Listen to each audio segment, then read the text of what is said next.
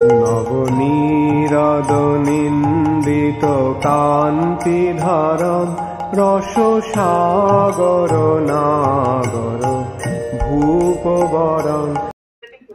हरे कृष्णा दंडनाम। हम लोग श्रीमद् भागवतम के 30वें स्कंद में है, 21वां अध्याय चल रहा है। आज हम लोग श्लोक संख्या 7 से कंटिन्यू करेंगे, 7 से 11 तक करेंगे। श्रीमद् भागवतम 3.21.7 to 11, 7 नंबर श्लोक। तथा समाधि युक्तेन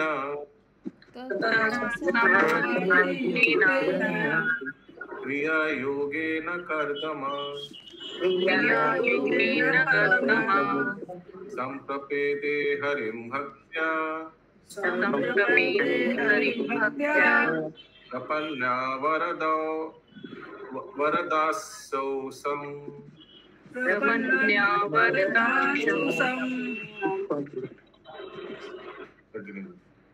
समाधि काल में कर्दम मुनि ने समाधि में अपनी भक्ति द्वारा शरणागतों को तुरंत समस्त वर देने वाले श्री भगवान की आराधना की।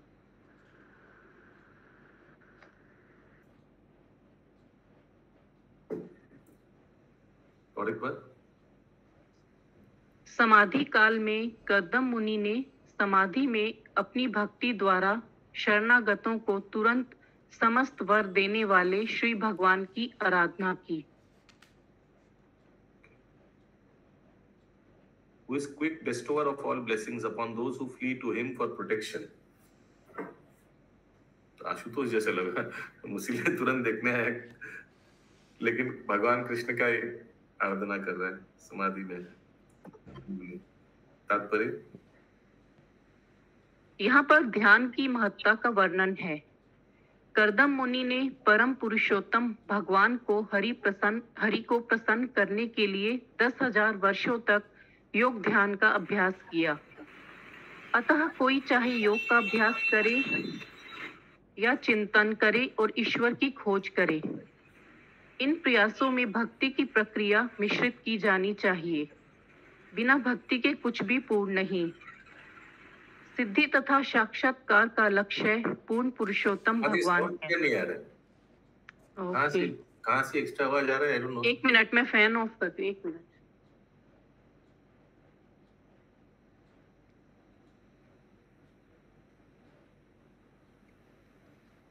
फिर से अनुवाद स्टार्ट कीजिए प्लीज। समाधि काल में कर्दम मुनि ने समाधि में अपनी भक्ति द्वारा शरणागतों को तुरंत समस्त वर देने वाले थोड़ा माइक दूर रखिए, फिर से स्टार्ट करिए। समाधि काल में कर्दम मुनि ने समाधि में अपनी भक्ति द्वारा शरणागतों को तुरंत समस्त वर देने वाले श्री भगवान की आराधना की। तात्पर्य यहाँ पर ध्यान की महत्ता का वर्णन है। कर्दम मुनि ने परम पुरुषोत्तम भगवान हरि को प्रसन्न करने के लिए 10,000 वर्षों तक योग ध्यान का अभ्यास किया। अतः कोई चाहे योग का अभ्यास करे या चिंतन करे और ईश्वर की खोज करे, इन प्रयासों में भक्ति की प्रक्रिया मिश्रित की जानी चाहिए। बिना भक्ति के कुछ भी पूर्ण नहीं। हरे कृष्णा। ये भगवान का हरि रूप हम लोग अभी रिसेंटली कहीं सुना था ना, भगवान ने हरि रूप में दर्शन दिया, ऐसे कुछ किसी को याद है? अभी कर्दम मुनि भी हरि का ही तपस्या कर रहा है, किसी को याद है? लास्ट में आया था हरि अवतार। प्रभु ध्रुव महाराज गजेंद्र मुख ने हरि अवतार किया। हाँ, अच्छा, ठीक है। वो मोहन गोविंद प्रभु का भागवतम में आया था। सॉरी, अच्छा। यस, आगे। सिद्धि तथा साक्षात्कार का लक्ष्य पूर्ण पुरुषोत्तम भगवान है। भगवत गीता के 6ठे अध्याय में यह स्पष्ट उल्लेख है कि जो कृष्ण भावनामृत में निरंतर संलग्न रहता है वह सर्वोच्च योगी है। श्री भगवान कौन सा श्लोक? योगी नाम अपि सर्वेशाम। 47 शॉर्टकट। शॉर्टकट वो भारत स्वतंत्र हुआ था 1947 में, और दूसरा पॉइंट याद नहीं है। 15 प्लस 5 प्लस 1 6 15 अगस्त 6.47। यस, आगे। श्री भगवान हरि अपने शरणागत भक्तों की समस्त इच्छाओं को भी पूरा करते हैं। वास्तविक सफलता प्राप्त करने के लिए मनुष्य को श्री भगवान हरि या श्री कृष्ण के चरण कमलों में समर्पण करना होता है।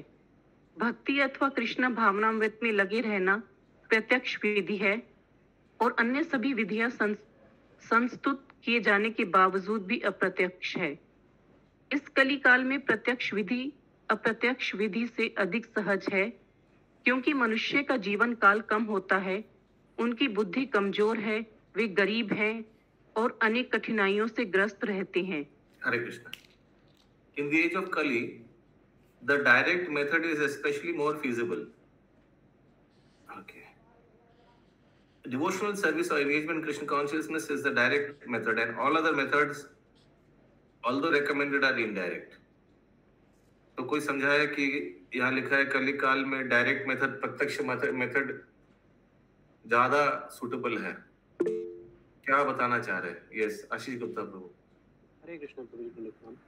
प्रभु जी, इसमें प्रभुपाद बता रहे हैं कि जैसे हम लोगों के पास में एक योगिक मेथड है, एक ध्यान मेथड है, एक कर्म मेथड है, तो वो सब मेथड इस कलियुग के अंदर में पॉसिबल नहीं है, क्योंकि उनमें काफी उनका जो स्तर है वो बहुत ऊंचा है। हाँ। लेकिन जो क्या फिजिबल है? भक्ति डायरेक्ट मेथड कौन सा फिजिबल है? भक्ति मार्ग प्रभु जी। कौन सा? हरे कृष्ण महामंत्र। हरे कृष्ण महामंत्र। हाँ, ये सबसे फिजिबल है, इजी है, कुछ खर्चा नहीं होता है। किसी का कुछ खर्चा होता है सुलभ मतलब करने में? प्रभु, इस काल में मनुष्य की आयु भी तो कम है, और उसमें वो हरि नाम ही कर सकते हैं केवल। हाँ, वो भी है, करेक्ट। सब प्रकार से यही सुविधा है, डायरेक्ट मेथड। हरे कृष्ण प्रभु, इसमें हरि मतलब विष्णु रूप हो गया ना? हरि मतलब विष्णु रूपी है। यस, हरि विष्णु रूपी है। वही रूप जो गजेंद्र को तुरंत उद्धार करने आया था। आप लोग देखे उसको, फोटो देखे, ऐसे करके 2 हाथ ऊपर, तीसरे हाथ थोड़ा ऐसे झुका हुआ, चौथा हाथ नीचे ऐसे हाथ बढ़ाकर फैला हुआ है उठाने के लिए। गजा उसको मारे थे ना प्रभु, ये गदा से ग्राह को। मंदिर में तो है प्रभु जी वैसा। हाँ, उठाने के लिए भी आया था। गाय को चक्र से काटे थे। हाँ, और एक हाथ फैलाकर उठाने के लिए भी, क्योंकि मैं देखता हूँ ये फोटो है या नहीं गूगल। मंदिर में जो फोटो है प्रभु जी, एक हाथ उठा के पकड़े हैं। हरि अवतार। प्रभु, उस फोटो को देख के मेरे को लगता है भगवान हम लोग को बोल रहे हाथ पकड़ो और ऊपर आ जाओ। उस समय तो फिलहाल गजेंद्र को बोला था। हरे कृष्ण।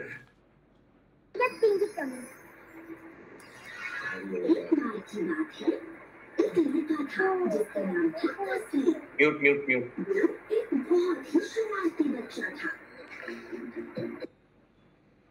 Thank you. नहीं, वो वाला मंदिर वाला फोटो तो नहीं मिल रहा है, और दूसरा है ये। ठीक है, आगे। अतः भगवान चैतन्य ने जो सबसे बड़ा वरदान दिया वह यह है कि आध्यात्मिक जीवन में सिद्धि प्राप्त करने के लिए ईश्वर के पवित्र नाम का कीर्तन ही पर्याप्त है। पढ़ूं आगे। संप्रपेदे हरि शब्दों का अर्थ है कि कर्दम मुनि ने पूर्ण पुरुषोत्तम भगवान हरि को अपनी भक्ति से अनेक प्रकार से प्रसन्न किया। भक्ति को क्रिया योगिन शब्द से भी व्यक्त किया गया है। कर्दम मुनि न केवल ध्यान करते थे, वरन भक्ति में भी संलग्न रहते थे। चाहे योग हो या ध्यान, मनुष्य को सिद्धि के लिए श्रवण, कीर्तन, स्मरण आदि के द्वारा भक्ति करनी होती है। स्मरण करना भी ध्यान है, किंतु स्मरण किसका किया जाए? मनुष्य को पूर्ण पुरुषोत्तम भगवान का स्मरण करना चाहिए। न केवल श्री भगवान का स्मरण करना चाहिए, वरन भगवान के कार्यों का श्रवण और उनकी महिमा का कीर्तन भी करना चाहिए। यह जानकारी प्रामाणिक धर्म ग्रंथों में मिलती है। 10,000 वर्षों तक विभिन्न प्रकार की भक्तिमय सेवा करने के बाद कर्दम मुनि को ध्यान में सिद्धि प्राप्त हुई, किंतु इस कलयुग में ऐसा कर पाना संभव नहीं। क्योंकि मनुष्य अधिक से अधिक 100 वर्ष जीवित रह पाता है, इस समय ऐसा कौन होगा जो योग की अनेक विधि विधानों का कड़ाई से पालन कर सके। साथ ही सिद्धि उन्हें ही प्राप्त होती है जो समर्पित आत्माएं हैं। जहाँ श्री भगवान के नाम का उल्लेख तक न हो, वहाँ आत्म समर्पण कैसा। ये आत्म क्या है? ओके, एक सेकंड, सॉरी, आत्म समर्पण।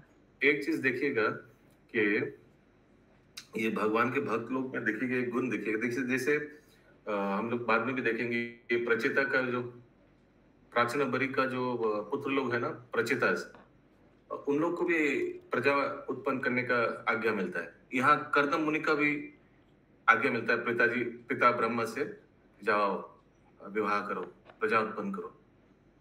तो इन लोग ये प्रजा उत्पन्न करो, विवाह करो, तो भागकर विवाह नहीं करते, ऐसा नहीं, ओ फाइन ठीक है, ऐसा नहीं। तो विवाह करने के आगे भी इन लोग तपस्या कर रहे हैं। ये 10,000 साल तपस्या कर रहे हैं। वहां प्रचितास लोग भी शायद 10,000 साल ही तपस्या, किसी को मालूम है? वो प्राचीन बरी का जो पुत्र लोग, हिरण्मय गौरंग प्रभु, वैसे कुछ है। सो ये भी एक लक्षण है।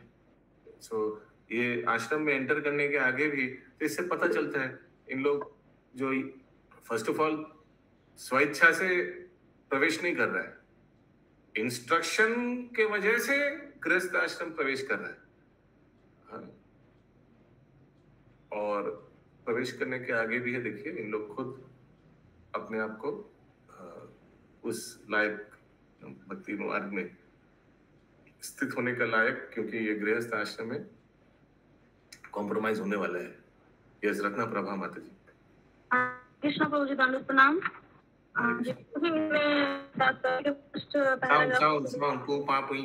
ऐसे हो रहा है। हाँ, हरे कृष्ण प्रभु जी। हाँ जी, इसमें फर्स्ट पैराग्राफ में लिखा हुआ है कि चाहे योग का अभ्यास करे या ईश्वर का अन्वेषण करे कि खोज करे, तो भक्ति योग प्रक्रिया मिश्रित होनी चाहिए। तो भक्ति योग में कैसे, तो ईश्वर का खोज कर रहा है, योग का कर रहा है, तो है इसमें लिखा हुआ कि भक्ति का अभ्यास करें। कोई समझाइए, क्या आपने सुना? प्रभु जी, यहाँ तात्पर्य का तीसरा लाइन पढ़िए। अतः कोई चाहे योग का अभ्यास करे। आपने अभी तात्पर्य के तीसरा लाइन याद आया?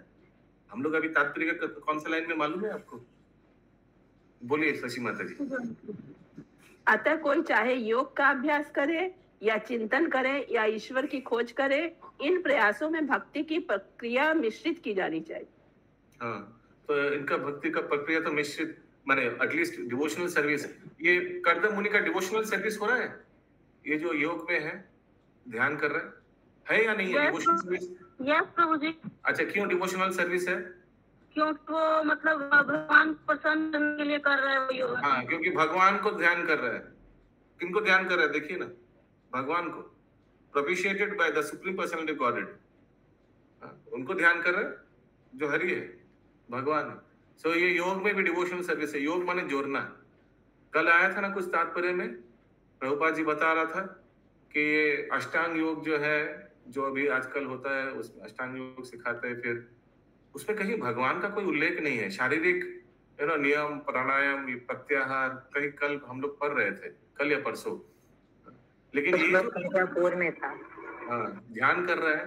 किनका ध्यान कर रहा है? साक्षात भगवान कृष्णचंद्र का ध्यान कर रहा है, हरि का, हरि अवतार का ध्यान कर रहा है। तो दैट्स व्हाई वही बता रहे हैं प्रभुपाद जी। कंटिन्यू माता जी। हरे कृष्ण प्रभु जी, यहाँ पे कोई डिजायर नहीं था उसका, कर्दम मुनि का personal desire, just to take blessing, वही तो जस्ट ब्लेसिंग, और कुछ नहीं। पर्सनल डिजायर देखेंगे हम लोग, भगवान दर्शन देगा।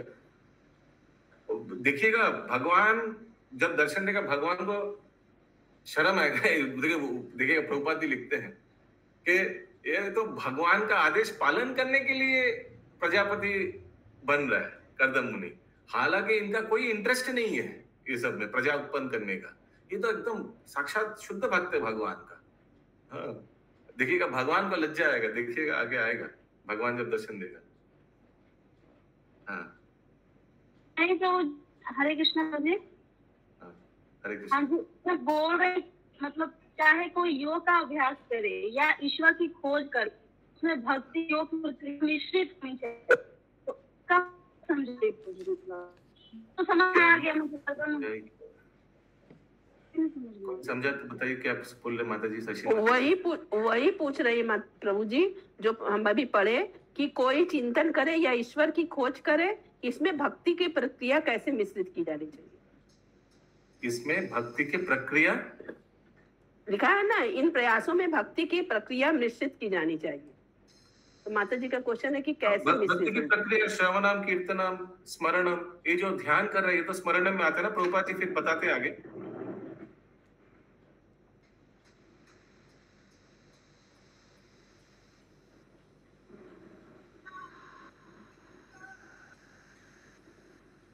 लिखा है ना कहीं, अभी पढ़ा ना जी प्रभु जी से सेकंड पैरा में, चाहे योग हो या ध्यान, मनुष्य को सिद्धि के लिए श्रवण, कीर्तन, स्मरण आदि के द्वारा भक्ति करनी होती है। हाँ, तो योग ये तो भक्ति का प्रक्रिया है, नवदा भक्ति का कुछ। हाँ, ये जो भगवान को ध्यान कर रहे हैं इसमें स्मरण हो रहा है ठाकुर जी का। या आगे। और जहाँ श्री भगवान के नाम का ध्यान तक ना हो वहाँ योग कैसा? दुर्भाग्यवश इस युग में विशेषतया जो आसुरी प्रवृत्ति के लोग हैं वे ठगे जाने में विश्वास करते हैं। अतः भगवान ऐसे वंचकों, धोखा देने वालों को भेजते हैं जो उन्हें योग के नाम पर गुमराह करते हैं और उनके जीवन को निकम्मा बना देते हैं। अतः भगवत गीता 16.17 में स्पष्ट उल्लेख है कि चालबाज लोग अवैध धन को संचित करके गर्व से फूल जाते हैं और किसी प्रमाणिक ग्रंथ का अनुसरण किए बिना योग का अभ्यास करते हैं। उन्हें इस धन का घमंड हो जाता है जिसे उन्होंने निर्दोष व्यक्तियों से लूटा खसोटा है और जो स्वयं धोखा खाना चाहते हैं। हरे Krishna.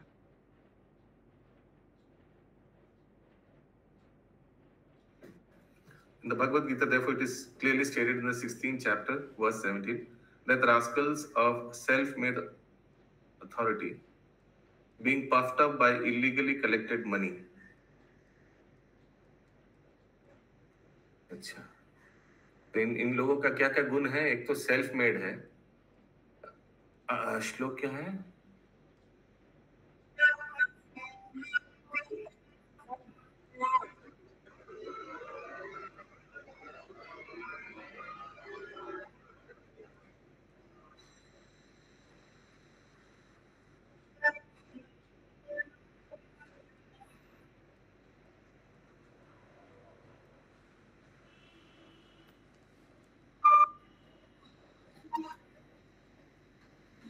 Such self-conceited and stubborn people, full of pride and arrogant in their wealth, perform ostentatious sacrifice in the name only, with no regard to the rules of the scriptures.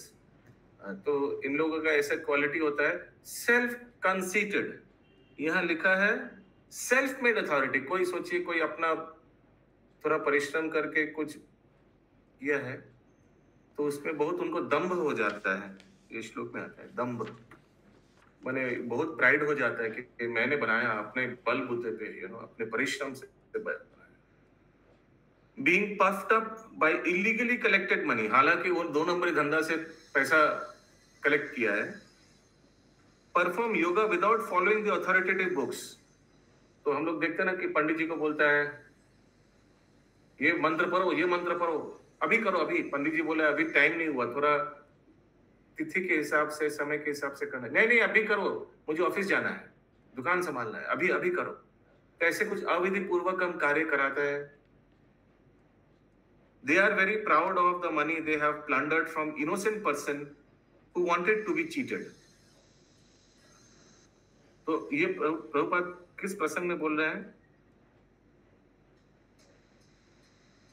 जो लोग ठगना चाहते हैं उन लोग के लिए ठगी गुरु भेज देता है।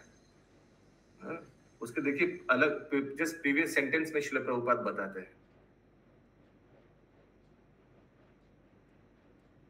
The Supreme Personality of Godhead sends the cheaters, great cheaters, who mislead them in the same name of yoga and render their lives useless and doomed. योग का नाम लेकर इन लोग को भटकता है, भटकाता है। किसी का कोई प्रश्न है?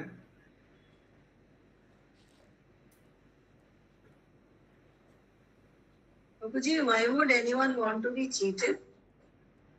Because of ignorance. Because of ignorance. अज्ञानता के कारण.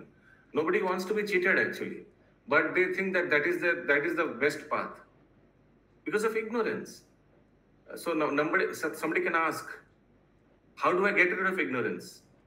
Reading the scriptures. Reading the authentic scriptures. How do I know this is authentic? See which has come from Krishna. भगवान से जो शास्त्र आया है वो ऑथेंटिक है. अगर सोचिए कोई बोला अशोक प्रभु कौन सा मानो, कौन सा पढ़ो, कौन सा ग्रंथ पढ़ो, कौन सा मानो, जो भगवान से आया वो पढ़ी. भगवत गीता भगवान से आया, भगवान का डायलॉग्स है उसमें. भगवान वाचा, कृष्ण अर्जुन संवाद.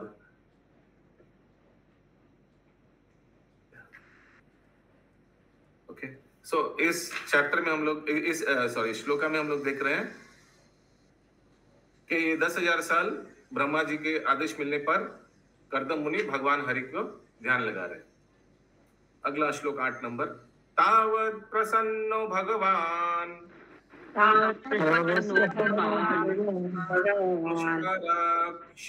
कृते युगे दर्शयामास तं षट्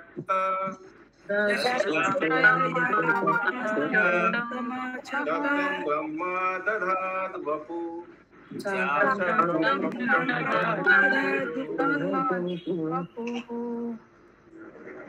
तब सतयुग में कमल नयन पूर्ण पुरुषोत्तम भगवान ने प्रसन्न होकर कर्दम मुनि को अपने दिव्य रूप का दर्शन कराया, जिसे वेदों के माध्यम से ही जाना जा सकता है. तात्पर्य यहाँ पर दो बातें अत्यंत महत्वपूर्ण हैं. प्रथम तो यह कि कर्दम मुनि ने सतयुग के प्रारंभ में योग सिद्धि प्राप्त की, जब मनुष्यों की आयु 1 लाख वर्ष होती थी. कर्दम मुनि को सफलता मिलने के बाद भगवान ने प्रसन्न होकर उन्हें अपने रूप का दर्शन दिया, जो काल्पनिक ना था. कभी कभी निर्विशेषवादी सलाह देते हैं. तो ये हम लोग को मालूम है ना कि अलग अलग युग का आयु क्या था. हिरण्मय गौरांग प्रभु, जैसे यहाँ लिखा है सतयुग का आयु क्या है? 1 लाख. तो याद रखना पड़ेगा अशोक प्रभु, प्रारंभ में जो भी आयु दिया हुआ है ना वो प्रारंभ में है, स्टार्टिंग में. वैसे ही आशीष प्रभु कलयुग का आयु क्या है? 100 इयर्स प्रभु जी. हाँ, तो ये भी याद रखना पड़ेगा. ऐसा नहीं कि 100 इयर्स माने पूरा कलयुग में 100 इयर्स रहेगा, नहीं. ये आस्ते आस्ते स्टार्टिंग में 100 से चालू होगा, एवरेज आस्ते आस्ते घटेगा. ठीक है, उसीलिए स्टार्टिंग में ऐसा भी हो सकता है कि कोई कोई व्यक्ति 110 120 साल जी ले. आप देखिएगा, आप लोग देखिएगा, ख्याल करके आप लोग का दादाजी ऐसे कुछ होगा ना, 110 टच कर लिया. कोई है ना आप लोग का, होगा परिवार में कोई ना कोई होगा. ठीक है, लेकिन आजकल नहीं मिलेगा और आने वाले कल में वो और तो नहीं मिलेगा. 50 टच करेगा तो बहुत बड़ा बात हो जाएगा, एक समय आएगा. क्या आगे? तो ये इसीलिए बता रहा हूँ कि एक जीरो कम हो जाता है, सबको मालूम है ना. जब युग आगे बढ़ता है तो 1 लाख साल सत्य युग. फिर अशोक प्रभु त्रेता युग, उस हिसाब से कितना होना चाहिए त्रेता युग में आयु? into 3.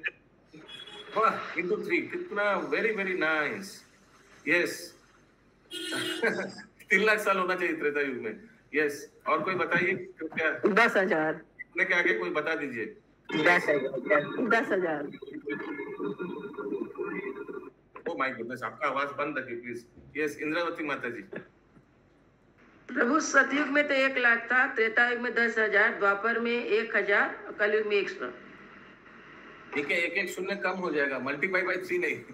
1 शून्य कम हो जाएगा. जीव जागो. यस, तो उस हिसाब से कलयुग में 100 इयर्स. ठीक है अंजना माता जी, गेटिंग द पॉइंट. ठीक है, this is average life span. Average life span वो भी प्रभुपाद अभी मेंशन किया है स्टार्टिंग में. एवरेज लाइफ स्पैन माने ऐसा नहीं कि हर एक पूरा कलयुग में सारा जीवन एवरेज रहेगा 100 इयर्स, नहीं. स्टार्टिंग में, सत्ययुग के स्टार्टिंग में 1 लाख होगा. आगे कभी कभी निर्विशेषवादी सलाह देते हैं कि मनुष्य जिस रूप को चाहे अपने मन में धारण कर सकता है, किंतु यहाँ यह स्पष्ट कहा गया है, भगवान ने कर्दम मुनि को जो रूप दिखलाया वह वैदिक साहित्य में वर्णित है। शाब्दम ब्रह्म का अर्थ है वैदिक साहित्य में भगवान के रूपों का स्पष्ट उल्लेख है। कर्दम मुनि ने भगवान के किसी काल्पनिक रूप की खोज नहीं की, जैसा कि आजकल के धूर्त कहते हैं। उन्होंने भगवान के नित्य आनंदमय तथा दिव्य रूप को साक्षात देखा। हरे कृष्ण। हाँ, सो ये एक प्रॉपर ऑथेंटिक रूप है। हाँ, उसीलिए हम लोग भी अगर सोचिए, प्रभुपाद जी भी हम लोग को वैसे ही सिखाया ना। अगर सोचिए कोई पर्टिकुलर फॉर्म ऑफ कृष्णा आप लोग को स्मरण करना है तो ऑथेंटिक होगा ना। हो सकता है कोई रामचंद्र को स्मरण करे, कोई नरसिंह भगवान को स्मरण करे, कोई राधा माधव को स्मरण करे। ये ऑथेंटिक रूप है, कोई काल्पनिक रूप नहीं है कि कुछ भी मन में आ गया तो ठीक है। ठीक है, और जो काल्पनिक रूप में स्मरण करेगा भगवान उसी रूप में दर्शन देगा। और कोई उदाहरण है इसका? भगवान बाद में याद भी दिलाते हैं, याद है 3 जन्म पहले।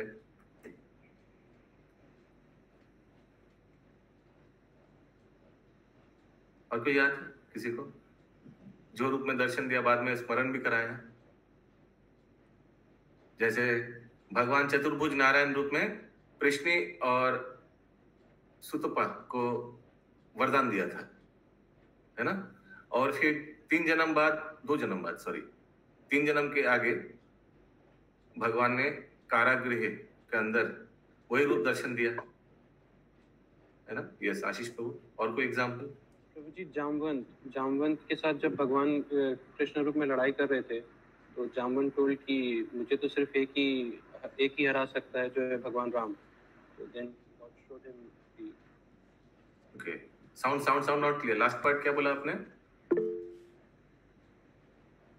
भगवान ने उनको फिर राम रूप ही दिखाया था, जो उनको उनके हृदय में जो बसा हुआ था। ओके, यस पंकज प्रभु। जगन्नाथ लीला में आता है, जगन्नाथ जी गणेश जी का रूप दिखाते हैं ब्राह्मण को। हाँ, वेरी गुड एग्जाम्पल। वो गणेश का डिवोटी था ना, वो कहीं कांची गणेश का डिवोटी था। या मुरारी गुप्ता को भी तो प्रभु जी रामचंद्र जी का रूप दिखाए थे जगन्नाथ जी। हाँ, फिर वो कांची वो जाकर देखता है कि गणेश का सचमुच जगन्नाथ का एक ऐसे नाक निकल गया गणेश जी जैसा, जाके बोला हाँ देखो वो तो गणेश का ही रूप दिखा रहे। ओके, या सो जो गजावेश में वही होता है ना। हाँ, कौन सा दिन में होता है गजवेश? तो स्नान पूर्णिमा के दिन गजवेश में दर्शन। अगला श्लोक। तो इस श्लोक से क्या मिला हम लोगों को? भगवान दर्शन देते हैं। पिछले श्लोक में मिला कर्दम मुनि ध्यान करते 10,000 साल। 9 नंबर श्लोक। सताम विरजाम अर्कभम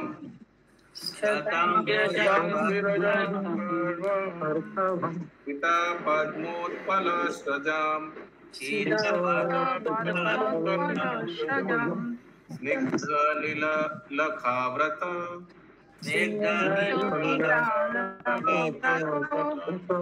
वक्त्राब्जम विरजो अंबरम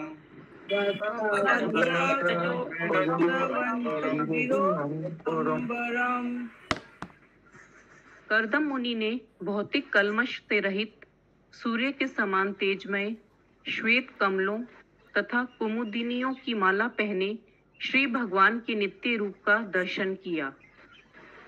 भगवान ने निर्मल पीला रेशमी वस्त्र धारण कर रखा था और उनका मुख कमल घुंघराले नीले चिकने बालों के गुच्छों से सुशोभित था। यस, तो फिर से हम लोग एक बार, इसका तात्पर्य नहीं है, भगवान का सुंदरता का वर्णन यहाँ जो दिया हुआ है, तो white lotus garland and water lilies का गार्लैंड होगा। तो वो वाटर लिलीज का क्या, वो शायद पिंक कलर कैसा है ना, pink water lilies.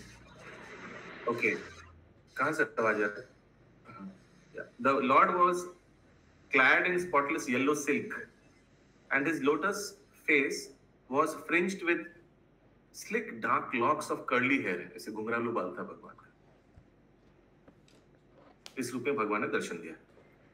Who was free from material contamination in his eternal form, effulgent like sun, बहुत उज्ज्वलित, wearing a garland of white lotus। 10 number श्लोक। किरीटीनां कुंडलिनां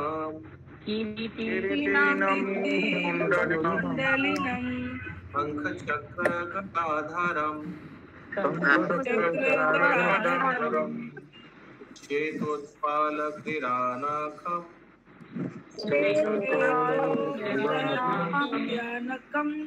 मनः स्पर्शस्मितीक्षणम्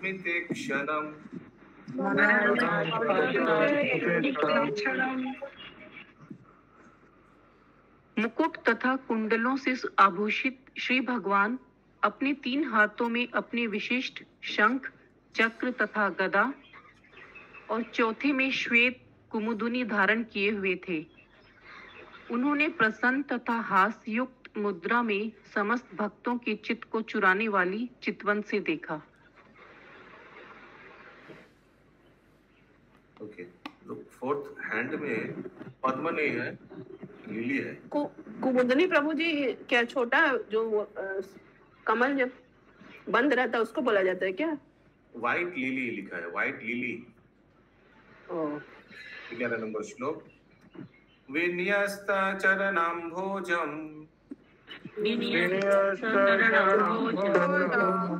हंसदेश गरुत्मक्त विश्वाखे अवस्थितं वक्ष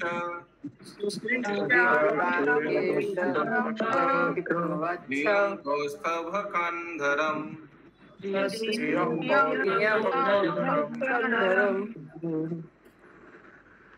अपने वक्षस्थल पर सुनहरी रेखा धारण किए तथा अपने गले में प्रसिद्ध कौस्तुभ मणि लटकाए हुए वे गरुड़ के कंधों पर अपने चरण कमल रखे हुए आकाश वायु में खड़े थे।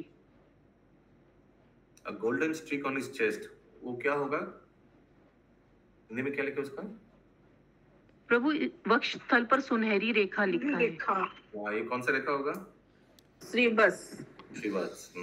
तात्पर्य?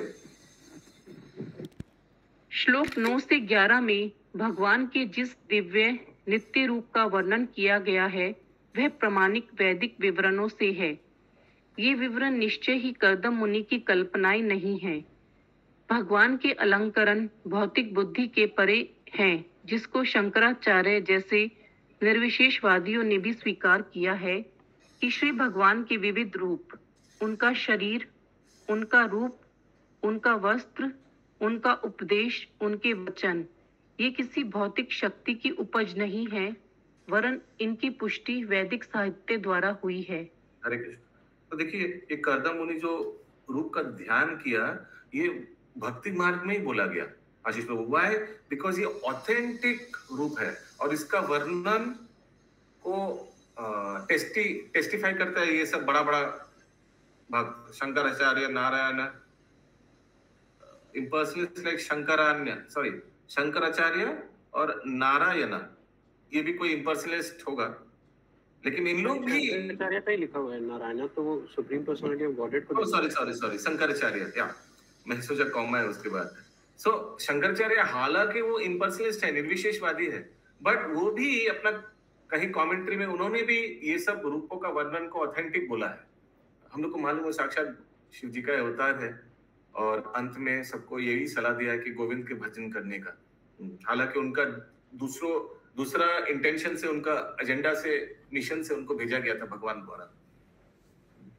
सो श्रील प्रभुपाद यही बताना चाह रहा है कि ये सब जो भी वर्णन है ये सब ऑथेंटिक वर्णन है। अगर कर्ली हेयर लिखा हुआ तो कर्ली हेयर है, अगर लिखा है कि उनका हाथ में उनका सूर्य जैसे उनका शरीर से प्रकाश, तो ये सूर्य जैसे ही प्रकाशमान भगवान दर्शन दे रहे हैं। या आगे भगवान यस करुणा केशव करुणा केशवी करुणेश्वरी यस। মাতাজি এখানে শঙ্করাচার্যের মতো নির্বিশেষবাদীও স্বীকার করেছেন জড় সৃষ্টির সঙ্গে পরমেশ্বর ভগবান নারায়ণের কোনো সম্পর্ক নেই। বলছে কি বলছে? জড় সৃষ্টির সঙ্গে কোনো সম্পর্ক নেই, কারণ ভগবান তো জড় সৃষ্টির ঊর্ধ্বে।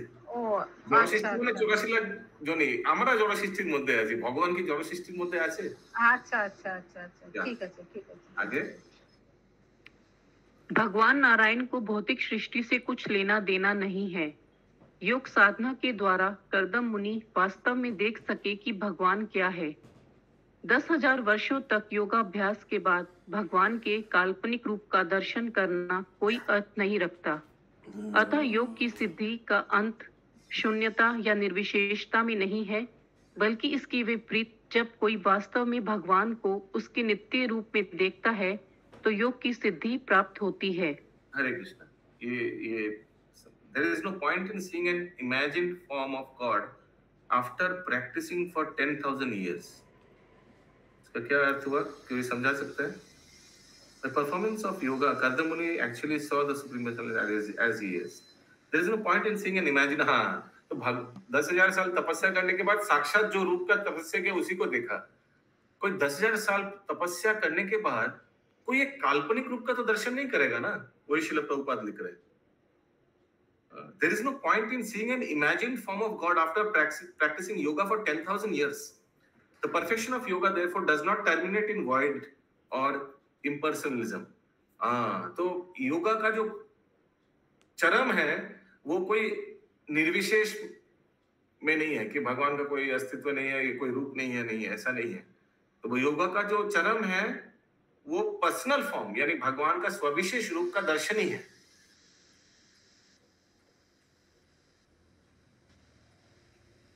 यहाँ पर जोगा प्रभु उनका ध्यान करना है क्या? ध्यान योगा का बात किया जा रहा है क्योंकि करदम मुनि ने ध्यान योगा किया। Does not terminate in voidness or impersonalism. On the contrary, the perfection of yoga is attained only when actually one sees the personality of God in his eternal form. वो योगा का सर्वोच्च स्तर है जब भगवान को साक्षात रूप में कोई दर्शन कर सकते हैं, भगवान रूप में दर्शन करता है। आगे वैदिक साहित्य ब्रह्म संहिता में कृष्ण का स्वरूप प्रामाणिक रूप में मिलता है। उनका धाम चिंतामणि पत्थर का बना है जिसमें भगवान एक गोप बाल के रूप में खेलते हैं और हजारों गोपियां उनकी सेवा में तत्पर रहती हैं। यह वर्णन प्रामाणिक है और कृष्ण भावना भावित पुरुष इनको प्रत्यक्ष रूप में ग्रहण करता है, उन्हीं के अनुसार कार्य करता है, उनका उपदेश देता है और अधिकृत शास्त्रों में वर्णन किए गए ढंग से भक्ति योग का अभ्यास करता है। हरे Krishna. So Krishna is not an imaginary personality. उनका हर एक एक्टिविटी, उनका सुंदरता का वर्णन, एवरीथिंग डिटेल में दिया हुआ है स्क्रिप्चर्स में।